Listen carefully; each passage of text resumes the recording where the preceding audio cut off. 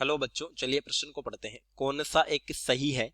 ABCD 4 विकल्प दिए, सही विकल्प का पता करना है। चलिए प्रश्न की मुख्य अवधारणा पे बात करते हैं। खे अवधारणा देखिए, प्रश्न है फ्रियोन के बारे में। तो क्या मतलब होता है फ्रियोन का? एल्केन के क्लोरोफ्लोरो व्युत्पन्न, एल्केन के क्लोरोफ्लोरो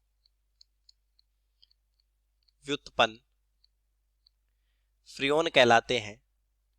क्लोरोफ्लोरो व्युत्पन्न फ्रियोन कहलाते हैं। ए विकल्प में है फ्रियोन 14 का मतलब है CF4, फ्रियोन 13 का मतलब है CF3Cl, फ्रियोन 12 का मतलब है CF2Cl2 तथा फ्रियोन 11 का मतलब है CFCl3। तो देखिए नामकरण कैसे होता है फ्रियोन का, समझते हैं। फ्रियोन का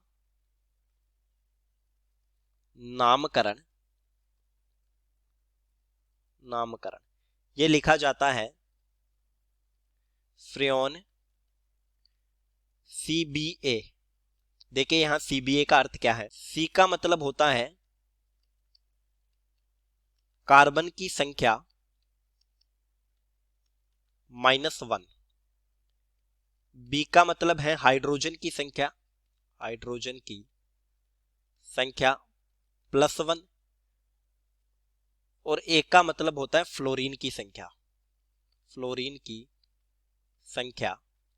तो देखिए हम नाम लिखे CF4 का, CF3Cl का, CF2Cl2 का, CF2Cl2 या CFCl3। तो इनका नाम होगा फ्रियोन ABC के रूप में, यहां भी फ्रियोन ABC के रूप में, यह भी फ्रियोन ABC के रूप में, और यह भी फ्रियोन ABC के रूप में। तो देखिए ABC का मान सबके लिए क्या होगा। तो CF4 में C की जगह कार्बन की संख्या -1, तो कार्बन 1 है, -1 ये 0 हो गया। B की जगह हाइड्रोजन की संख्या +1, तो हाइड्रोजन 0 है इसलिए ये 1 हो गया। और एक की जगह फ्लोरीन की संख्या, तो यहां पर फ्लोरीन है 4, तो ये हो गया फ्रियोन 14। CF3Cl के लिए कार्बन की संख्या 1 है, सभी में कार्बन की संख्या 1 है, किसी में भी हाइड्रोजन नहीं है, तो हाइड्रोजन की संख्या 0 है, इसलिए B का मान हो जाएगा 1। अब एक की जगह रखना है फ्लोरीन की संख्या, तो देखिए यहां पर है 3, तो ये हो गया फ्रियोन 13, यहां पर है 2, ये हो गया फ्रियोन 12, और यहां पर है 1, तो ये फ्रियोन 11। तो ए विकल्प हमारा सत्य है, तो ए विकल्प सत्य।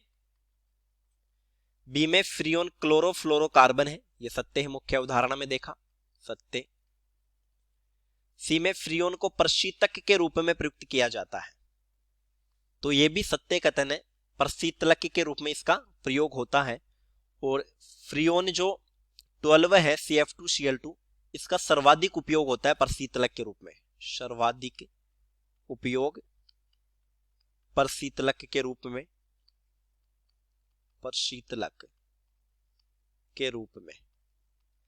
और डी है उपरोक्त सभी। तो प्रश्न का सही उत्तर हो गया, सत्य कथन पूछे थे, उपरोक्त सभी उत्तर डी। चलिए उम्मीद करता हूं प्रश्न समझ आया होगा। धन्यवाद।